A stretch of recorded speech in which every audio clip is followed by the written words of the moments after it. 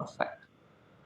So, good morning, everyone. Once again, like in the last class, we had looked at what is root pressure and also different examples of turbidity where it is being used in the plant and so on. I will not go in revision again there, but just a quick revision of root pressure. It is nothing but a force which is generated due to the osmosis happening in the neighboring cells from the root tissue up to the xylem, and that pressure was called as root pressure. We had seen the movement of water from the epidermis, which is the outermost layer of the root, to cortex, then to endodermis, pericycle, and finally into the xylem vessel. And we had also looked at this diagram. Again, just the arrows you can ignore, but the movement happens inward, that is towards the xylem tissue. You can see this double walled tissue that is being shown here, that is xylem. And from root hair, that is the epidermal layer, then to cortex, then endodermis, pericycle, and then the xylem tissue, and then it moves upward. So the same phenomena is being shown in this particular diagram, which actually shows the movement of water through this yellow, not yellow, the red and blue lines. So you can see the movement, and that process is actually the osmosis. Now we know what osmosis is, and just we have to remember the path, that is from epidermis or root hair cell to epidermis to cortex, then like the endodermis, pericycle, and finally the water enters through xylem, which will be taken up towards the tip of the plant. So that is the, in general, what do we say, the path of the water which is generated due to the root pressure. Now, one thing I had mentioned in the last class was about the Casparian strip. You can see Casparian strip functions as the tight junctions in animal cell. Like if we have epithelial layer in the intestine, they are connected, the cells are connected to each other with tight junctions. Tight junctions as in there is literally almost no gap left due to the proteins present at the tight junction. Casparian strip is also something like that. It does not really allow the water to enter through the layer or in between the cell. You can see the water is coming next to the Casparian strip, and it is being redirected to go through the plasmodesmata like structure. That is the connection between two cells, and you can literally see the movement of water. How does it occur up to the xylem muscle? So that is the root pressure.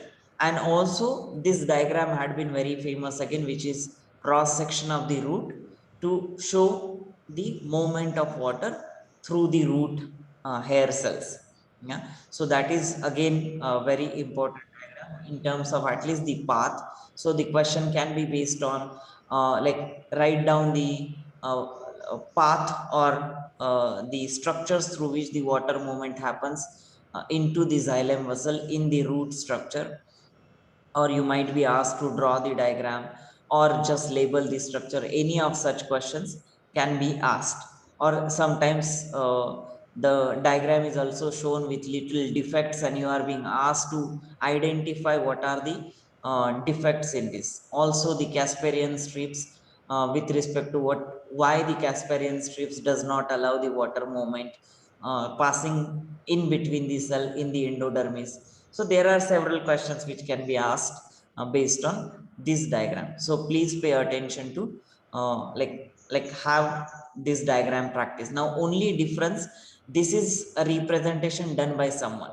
So the cells that are being shown here, they are not literally like what you see here, double wall and triple wall. Like you can see this, like you can literally see the three layers, which is not the case. You surely have these two layers, that is outermost cell wall and the inner wall cell membrane. So that much, those many membranes are there. But this third membrane, it just probably they are trying to draw the nucleus or vacuole, or I don't know what the intention was of drawing like this. But you, when you are drawing something, you have to draw only the two of the membranes, and this third inner circle or whatever shape it is, it need not be drawn. and then the water movement can be shown. So that is one correction again in this diagram. Aditya, can you please mute yourself? There is some background noise. Yeah, thank you. Now, so that was all about the root pressure, right? Now, root pressure is very important phenomena in all the different aspects. Like we had seen, the water movement which happens upward towards the leaf of the plant is very important, so that the water as well as minerals and nutrients can reach to the leaf, which is involved in the photosynthesis function. If there is no water, again no photosynthesis can happen and the plants will ultimately die. But root pressure is the one which allows, along with transpiration process, so that the water can reach upward into the leaf.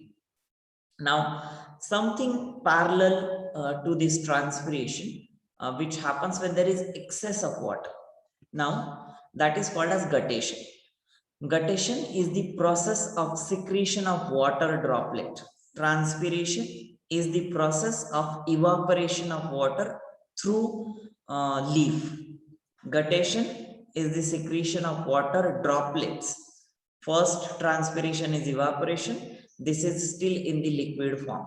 So transpiration, like I said, we will see in the next chapter itself through a like complete process.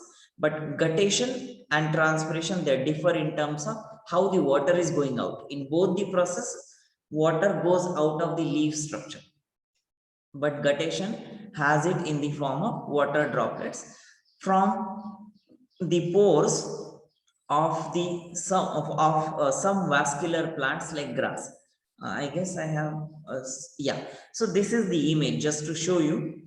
This is the leaf that you can see, and you can actually see at the end of each vein there is a small droplet that is being found at the edge of the leaf, while transpiration happens through the surface of the leaf and not on the edge. So that is major difference between transpiration and guttation. Guttation happens through the edge or margin of the leaves, while the transpiration happens through the surface of the leaves. So guttation is the process of secretion of water droplets from the pores of some vascular plants like grass, and guttation is often confused with the dew droplets. Again, on the surface there are dew droplets of the leaf. That is not guttation, it's actually the condensation of environmental moisture, right? And like whatever amount of moisture is present in the atmosphere surrounding the plant, when the temperature drops down, there is a condensation of this moisture, and it is being present on the top of these leaves. Again, guttation is not that. Guttation is the water is present inside the plant, and that water is being coming out through the margin of the waves. So the liquid of the guttation comprises of variety of inorganic and organic compounds, which mainly includes the potassium and sugar. Obviously, there is it's coming out through the vessels, like xylem vessels, right?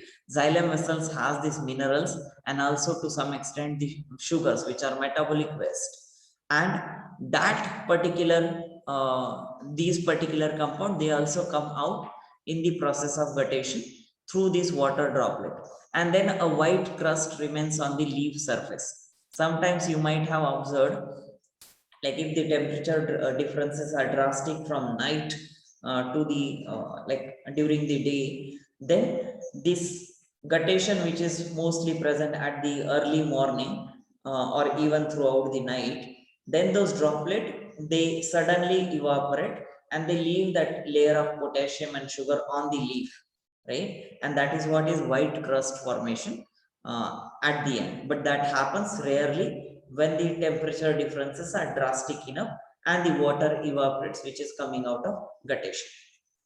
Now, under the conditions where soil is flooded with rainwater, or in the environment humidity is high, or even the soil humidity is too high, in these cases the plant root system absorbs excess water. So whenever there is excess amount of water present in the soil or in the environment or atmosphere, the excess water will be absorbed. As a result, more hydrostatic pressure will be built up, and plant has a limited capacity of storing water, right? Whatever xylem vessels are there, only that much water can be absorbed. But the moment there is excess water being absorbed, obviously water has to be pushed outward because it's a continuous system. And Sachin, yes, so this guttation happens when there's excess water absorbed by the roots. So correct. don't roots have like a there's no system in the roots to make sure that only the needed amount of water is absorbed. They just absorb as much water as is available to them and then release the rest or something.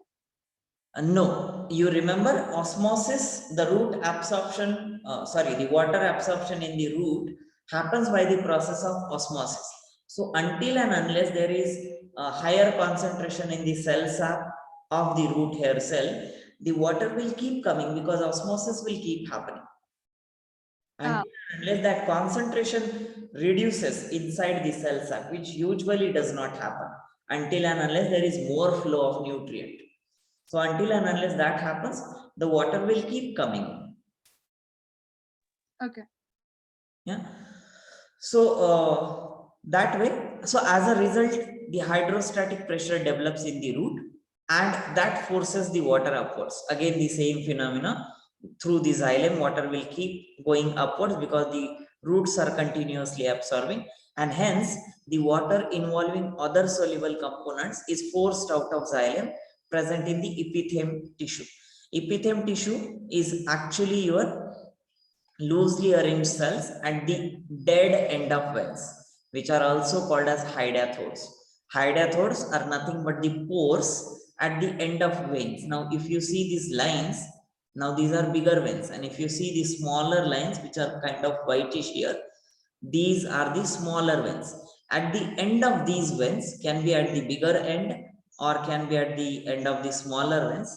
At both of these, there are these loosely arranged cells, which is called as epitheme or epitheme tissue. And these pores at the end of veins, they are called as hydathodes. So at the margin of the leaves, you have epitheme tissue, which are nothing but the loosely arranged dead end of the veins, and the pores which are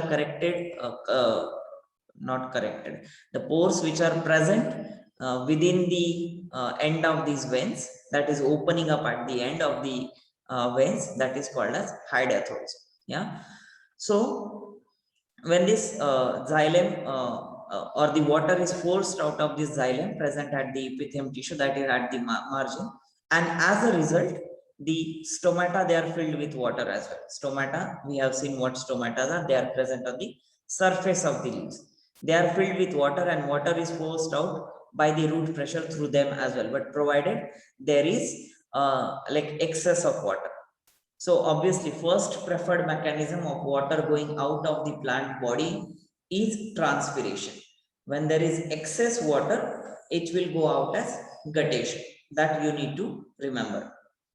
And of course, the temperature plays quite a lot of role here. So if it is afternoon time or daytime, for example, temperature is usually higher. So water tend to evaporate more rather than going out through guttation. Yeah. So transpiration is the first process that will happen in the plant, which will remove the water that is in excess. And then secondly, guttation, if it is even more in excess, then the guttation will happen. So from stomata also, they get filled up and the water is forced out due to the root pressure. The liquid is forced out of the pores when the stomata offers no resistance. Now, whenever the stomata, they are obviously more water, stomatal cells will be turgid or the guard cells will be turgid. They will always be open. Water will be going out. Even more water is coming in, then the guttation will keep happening. And these transfer cells can also help in the retrieval of minerals from the xylem element and secrete it along with the water. That means excess of this excess of the minerals through xylem can come out, like we had seen in the case of potassium and sugar. So in short, in summary, if I have to say, like guttation is the process which will cause the removal of water in the form of water droplets at the end through the high diathode structure, right? And that is a result of excess water being absorbed by the root system, which is ultimately because of excess water being present in the soil or higher humidity present in the environment. So that is what is overall guttation. Actually, this diagram shows how the guttation, how the water movement happens inside when there is less and more water. But I will skip this part because it is also kind of confusing at this moment. When we look at transpiration, then we have more clarity of all the water movements that happens inside the plant body or plant cells. And then we will look at this diagram. So as of now, I'm skipping this part. So that is about guttation. Now, okay, any question in the guttation part? Anyone? And majorly, yes. So, the dewdrops in the morning and this guttation. So, like, if you see a plant, so how will you differentiate? Like, you won't be able to, right? You will be able to, because like I said, guttation only happens at the margin of the veins. So at the edge of the vein, if there are droplets, that is guttation. Now, and if on the surface of the leaf, if there are droplets, it is mostly due to the dewdrops. So if you ever observe the grass around yourself in rainy season, especially, right? Especially those little 2 feet tall grass, 2 or 3 feet tall grass, they usually have at the end in the morning, they have certain water droplets, which is mostly parallel. So parallel venation. So what you see is at the tip of that leaf of the grass, you see certain droplet being formed. And if it is on the surface of the grass leaf, then that is your dewdrops. But if it is at the tip, then it is guttation process. So there is actually a drastic difference between these two. And of course, sometimes some of the droplets might get deposited in, if there is a leaf, and on the edge, the dew droplets can be formed, but it will not form all over the edge. It might be one point on the margin, and that we can still consider as a dew droplets. Yeah, is that clear? Yes, sir. Okay. Anyone else? Any question? Again, here the most important part being, how is guttation different from transpiration? And like the same question Meher asked, like how will you differentiate between the guttation and any other processes which accumulates the water either on the leaf surface or so on. So that way we need to be able to differentiate between various processes. Okay, so then I'll move forward. So this was apart from different processes like transpiration, guttation was one additional process that happens in the plant. Now, there are quite a few experiments in your syllabus that we need to look at. So, for example, first experiment, that is to show that roots absorb the water. So, experiment is like, the aim is to show that roots absorb water. Now, how will you show that? Obviously, we need to have a plant which is put in water. So aim is to show that root absorb water. This kind of summary of this experiment. In the procedure, you take 2 test tube. In first test tube, which is labeled A, you take water and young leaf with intact root. Again, most important part. Yeah, young leaf does not mean literally only leaf with root. It actually means young sapling with the intact root, or you can also write young plant with intact root. Immerse the roots in water and also some part of the stem, like how it is otherwise in the soil. Cover the water with the oil. Can anyone tell me why there will be oil present on these surfaces? Why there should be presence of oil on top of the surfaces? Anyone? Karuna, what do you think? Sir, why oil is on the surface? Yeah. Because its density is more than water. Okay, but then why it has to be kept there? What will happen if we do the experiment without oil? Oh, well, I'm not sure. Okay. Nandan? I think the oil is there to prevent evaporation of water. Yeah. So that is the exact reason. So now let's say, for example, I live in a cold region and you people live in a tropical region where the temperature is very high, right? Very high as in, let's say 40 degrees or 45 degrees. Now, if we both do the experiment simultaneously, the amount of water loss that you will see will be more because the temperature in the environment itself is quite high. On the contrary, I may not see that drastic difference.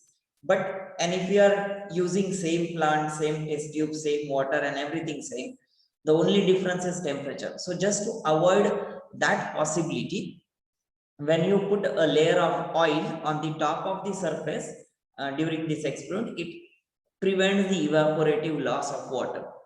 Yeah, so that is the purpose of putting oil on the surface of water in this test tube. Again, this test tube, they are graduated. Graduated means they have markings 1 ml, 2 ml, or whatever, 10 ml, 20 ml, and so on. So that way, these test tubes, they are graduated test tubes. And you have test tube B, which is water covered with a layer of oil. Now, why do you need to have this blank test tube? Now here you can forget the container P and Q, but we will follow this nomenclature of A and B. Why do you think this is blank without plant? What is the purpose of having this? So you can see the water difference after water has been absorbed in one of them, I guess.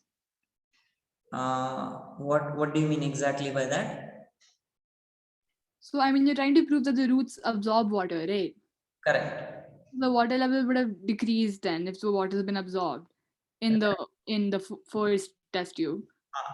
So, and the second one would have remained the same level. So, right. So just to avoid, so usually this second test tube without the plant is called as control experiment.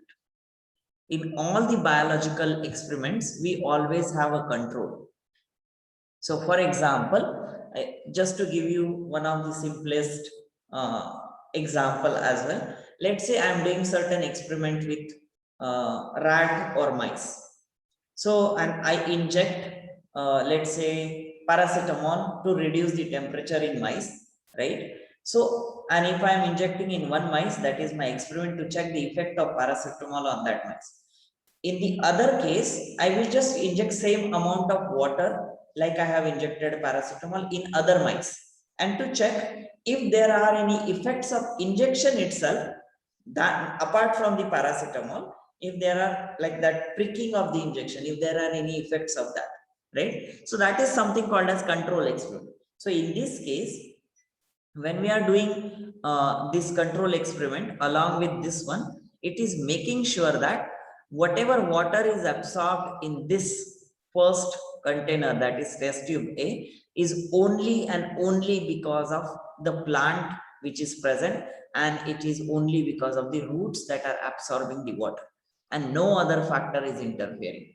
If there is a water loss in this, that means there is something that is equally happening in this system, and you will minus that. So for example, let's say 5 ml of water level is gone down in this, yeah, and in this also there is 1 ml of water that has gone down. So that means 1 ml out of 5 ml that was in this system is due to some reason which is not getting absorbed by the plant, but it is some other reason. So that is why we need to have control. If there is no change in the water level of the control experiment, that means only change in the level of this water level in this particular test tube, that is the first one, or test tube A, is only and only because of the root absorbing water. Yeah, so that is why the control experiments, they are very, very important in the case of biological experiment, and they are equally there in all the other physics or chemistry experiment. Like for example, in physics, you take a blank reading, or in chemistry, you also take a blank reading, or what we call a zero reading as well sometimes. So there are equally like something similar that happens in other sciences as well. In biology specifically, we call it as control experiment. Yeah, that is just to negate all the possible factors which are affecting this process. Yeah, and the only result we want is the amount of water being absorbed by the plant. And in case of observation, test tube A, you will see decrease in water level. So ideally, we should show this is before, and in the after, we draw the same thing, but just in the after, you will show reduced water level in this, and the same water level in the test tube B. So no change in water level in test tube B, while in test tube A, there will be like water level will be decreased because the water is getting absorbed by the roots. And of course, the transpiration and all those processes, they will keep happening as it is, and that is why water is getting absorbed. Okay, any question here, anyone? I hope this experiment is pretty simple. Again, the questions that are being asked in this type of like experiment is mostly diagram based question. Like for example, what is the role of oil in this experiment? Or what does the second test tube, why it is being done, or why is the sample missing there, or why there has to be two test tubes? Like all these different questions which we already discussed, these kind of questions are being asked in this. Or even how will you identify that water loss that is happening in this, or decrease in water level that is happening in this test tube is not due to the environmental factor? Then you write the role of oil. Yeah, so that way. Or even instead of balsam plant, if you take some other plant, what will you see as a difference? Ideally, you should not see any difference as far as roots and the shoot system is intact. If it is broken, or like somewhere I had also seen a question, if there are no leaves and only small part of stem and the roots are there, then what will you see? There will be still decrease in water level, but may not be as drastic as you see when the leaves are present. Water will still getting absorbed because roots are still intact, stem is still intact to some part, and the water will keep absorbed, and then water might ooze out through the cut part of the stem, and that's it. But the water level may not be drastically changing like it would change when the leaves are present. So there are several such questions that can be asked with this experiment. Okay, any doubt in this? You can also try these experiments at home setup just to check. The one thing that you must remember in these cases is, though water level you may not see as drastic, like I said, 4 ml, 5 ml, but over the days, let's say 2 days or 3 days, surely that will be there, because now it is a rainy season. So water loss by the plant, especially by the small plants, which may not be that much. One thing that you can commonly see, usually people have a lot of money plants inside their home, which are usually the watered bottles, right? You have a bottle which is filled with water, and you have a twig of money plant. In that case, over the time, you see reduced water level. Now, two reasons. We of course don't add oil to that to cover the surface, but that water level is because of the transpiration that keeps on happening in the, or the absorption by those root system of that particular money plant. So you can see there some like the similar experiment happening naturally. Again, there is a reference attached to this particular experiment. You can, if at all you are interested to read more about this, you can click on the reference and you will find more information about it. And also all the other experiments are also there. Then the next experiment. Now this experiment is to show the upward conduction of water, and not like this is specifically that water moves from root to the leaf and not the other way around. Like obviously water is getting absorbed by the root, so there is only one way that water will move apart from phloem tissue. This we are talking specifically of xylem tissue. So the water will only move upward through the xylem in upward direction, and this experiment is done in a kind of similar setup. Instead, what you do is you take a medium sized young plant. Now balsam is quite famous in terms of these experiments because the rate of water absorption is relatively higher, and also the growth of this plant is faster, and so on. So there are several parameters why we choose balsam plant, but you can equally choose any other plant as well. There is no harm in doing that. So that this particular plant is placed in a beaker which contains eosine solution. Now eosine is a kind of dye which is red colored. Now here it is showing kind of orange because it's diluted, but it is red color dye in color. And after a period of time, obviously water will get absorbed, right? And this eosine containing water will move upward and it will spread throughout, that is leaf as well as stem and so on, right? And after a period of time, when you do a transfer section of the root, stem and the leaves and observe it under microscope, so ideally what you will see is the xylem vessels, that is they appear distinct red from the rest. That is again here also you will do a control experiment that is without eosine, right? And in that case what you should see is in root which has already absorbed water ultimately will also take up eosine, and that eosine will stay in the xylem tissue because water is getting conducted through the xylem tissue. So only xylem you will see red, and the rest other structures you will see as normally as you would see in the control experiment. Yeah, same is the case with the stem part. So with the stem you will have again xylem tissue colored in red, and the rest other tissue they will be remaining as it is. So that proves that water has reached from this beaker to the stem. And third section that you take is of the leaves. Again, whatever sometimes you can also see this red coloration in the leaves, like if it is excess of eosine being absorbed. Otherwise you may not see, but you will again surely see that in the section of the leaf, that again the xylem from the veins of the leaf will show the red coloration because of the absorption of the water from the roots. So that way you can prove that the water movement is happening upward and not in any other direction through the xylem tissue. So that is the experiment to show or to prove that the conduction of water happens in the upward direction. Again, any question here, anyone? These experiments are relatively simple, but if you have any questions, I'll be happy to take it. Anyone?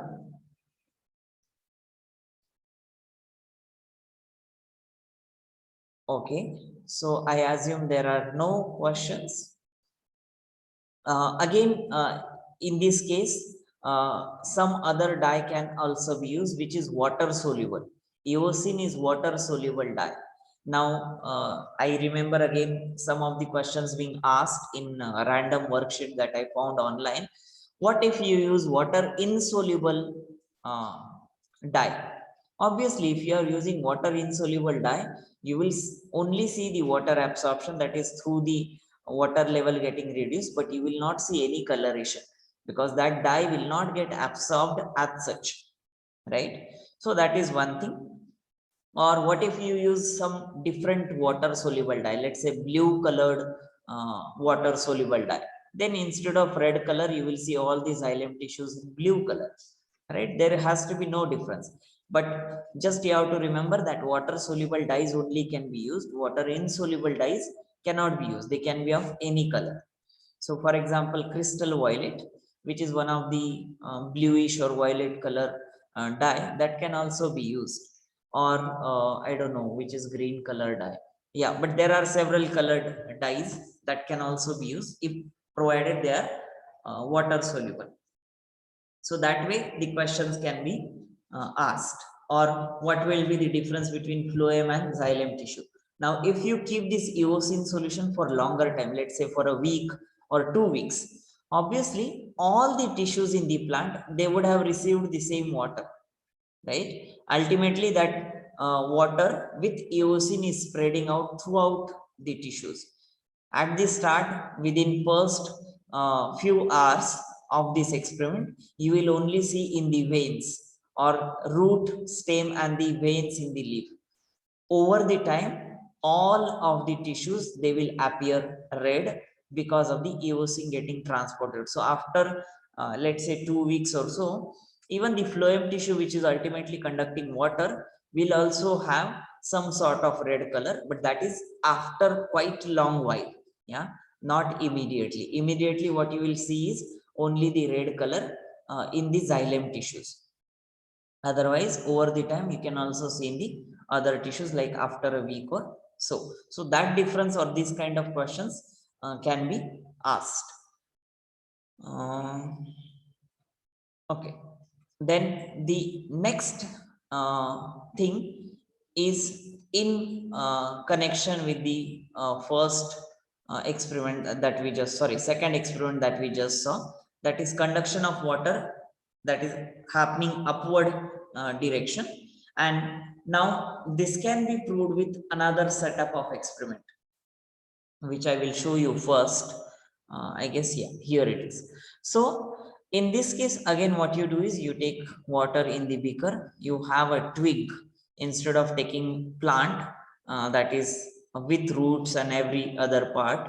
Instead, you just take a small twig and you put it in water, and you have to cut it in this specific manner. We will see how it is done. We'll read the description and then I'll come back to that part. But just in terms of differences, you see, once you have only xylem and once you have only phloem, and then you check what happens with the water movement. So take two leafy shoots or twig, what they are called as, which is nothing but a cut branches without root, and it can be again of any plant, again the favorite being balsam plant, which have been cut underwater. Now, why they have to be cut underwater? So that it prevents any air bubbles getting in it. So that water movement is always happening inside the plant. Now, if you are cutting the branch or a twig of a plant, then the water is still going out through transpiration. And then there will be air bubbles being formed at the cut end. And that you do not want. And that is why you cut under the water. So keep their lower ends dipped in the water. Remove about 3 centimeter long. Now depend on again how thick is the stem of that twig or a branch. So depending on that, you remove a certain part. But let's say approximately if it is 4 centimeter in terms of diameter and 4 or 5 centimeter in diameter, then you can remove 3 centimeter of the part from outer ring. That is the you are removing phloem of the stem, and it is shown in the first beaker. So what you do is you just remove the outer part in the circular way, and you just keep the inner part intact. Inner part is actually the xylem. Again, not exactly at the center, but around the center there is xylem tissue, and outside next to xylem is your phloem tissue. Ideally, again, if you look at the grass, and if you just cut the stem of the grass, you see these tissues very distinctly. So that is actually one of the experiment that we will do in the bio lab, provided you guys come here, and we will observe the xylem and phloem tissue. So there you will have more clarity how they are arranged. But in dicot and monocot plants, that is dicotyledonous and monocotyledonous plant, or simply grass and non-grass plant, if I can say that way, you see a distinct different arrangement of xylem. But more or less, xylem is at the center or around the center. then outside is phloem, and then outside you have cortex and epidermis and so on. Yeah. So you are just removing epidermis, cortex, and that pericycle area, leaving the xylem intact. So, and then keeping the central part intact, that is also called as girdling. Yeah, girdling. So girdling is literally means you create a girdle around the stem. This particular part is called as girdling. Now, in the other beaker, that is in the second plant, remove the equal length of the central part. So whatever you had left in the first part, you remove that part. So you like cut a section again, you make a section, you like literally transverse, not transverse, that is throughout the stem diameter, you put a kind of what you say, a blade, you make a section and you chop off the xylem part, and you leave this part intact otherwise. So the phloem tissue and the epidermis and this is intact on the sides apart from the cut that is being done. But again, it is upward conduction, so it does not matter for the this phloem or epidermis part, but xylem has to be broken or it has to be removed. So that way you have removed the equal length of central part, that is the xylem, after incising. Incising is nothing but the incision, that is a cut. In biology, we use that incision. Like let's say whenever a certain surgery has to be done, we say the incision was done of 5 centimeter or so, right? So that is the cut in the body or the system. So incision, like after the incising the stem for full thickness as in across the diameter in the vertical direction, and keeping the peripheral part intact, only the xylem has to be broken. Now the shoots are then fixed to a stand and are allowed to remain for about 2 days with their lower ends immersed in water. So the twig, both of this twig in which xylem is broken and in other only the xylem is intact and rest other is gone. So those twigs, they are attached to a stand and their lower ends are immersed in water throughout the 2 days. The leaves in the first twig remain turgid and they stand out almost normally. So in the first twig that you see, these leaves, they remain intact. Now, can someone tell me the reason here? It's very obvious, but let me just ask. Manya, Yeah, sir. can you tell me what could be the reason? There is no xylem. In first case? No, the second one. No, but what happens in the first case? Why the leaves are intact or they are not drooped down like in the second case? Because the leaves are intact in the first case because there is a xylem, which is providing the leaves with sufficient water.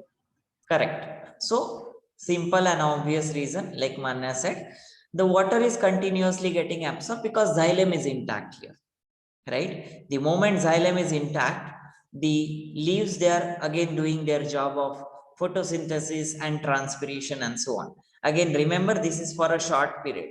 The twig may or may not survive over the time. Tanisha, I'll come back to you. So like if the twig is intact and some sort of photosynthesis and transpiration is happening, the upward movement of water is also happening, and because the xylem is intact, it will allow the upward movement. So that is what is being said in the first case. Yes, Tanisha. So in the second beaker, Hmm? the leaves wilt because there is no xylem.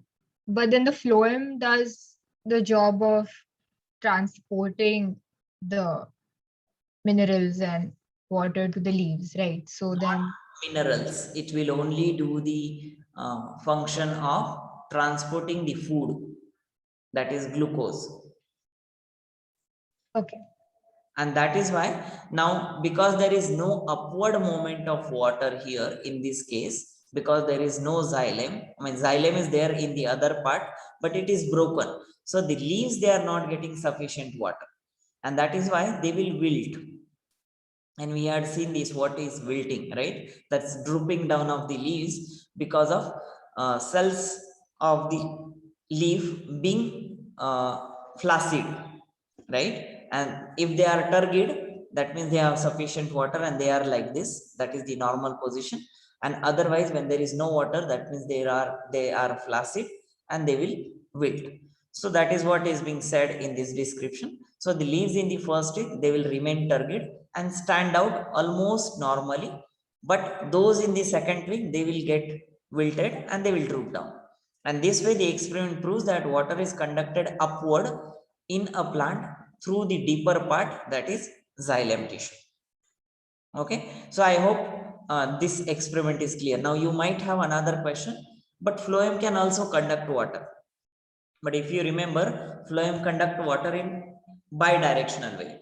It may not have the absorption capacity. Xylem had absorption capacity to take up the water because of the transpiration pull and because of the osmotic movement that is happening in the due to the root pressure. Phloem is not connected to that. Now, if I have to give you analogy to this, let's say from root to the leaf, you have two pipes going separately. One is of the xylem and the other one is of the phloem. Now, in the first case, you are only cutting the first part, that is the, or you are keeping the xylem intact, that is, you are keeping the water transport upward, sucking from the top. So that's why xylem will keep pulling the water upward. Again, because transpiration is happening, photosynthesis is happening, minerals are getting absorbed, or water is coming upward. In this case, because the xylem is not intact, that means your the pipe of xylem is broken, phloem is intact, but phloem cannot absorb water because it is, even though the photosynthesis will happen, transpiration may not happen because the water content of these cells in the leaves, they are not getting sufficient water. So they will not have turgid cells, rather they will have flaccid cells and the leaves will droop down. Okay, so I hope this experiment is clear to everyone as well. Okay, next experiment we will do in the next class. As of now, we will stop here. Does anyone have any question?